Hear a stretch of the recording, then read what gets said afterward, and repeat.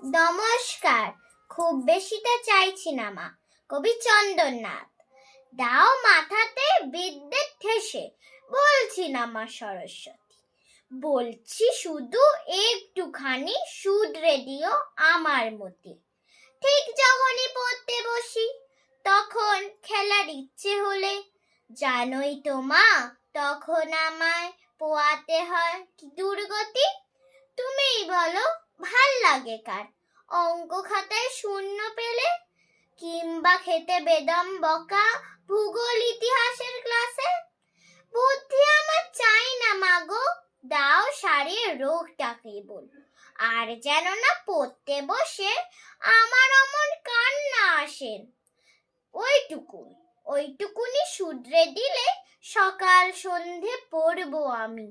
দেখবে তুমি বাড়িয়ে নেব নিজেই বিদ্যে বুদ্ধি কত।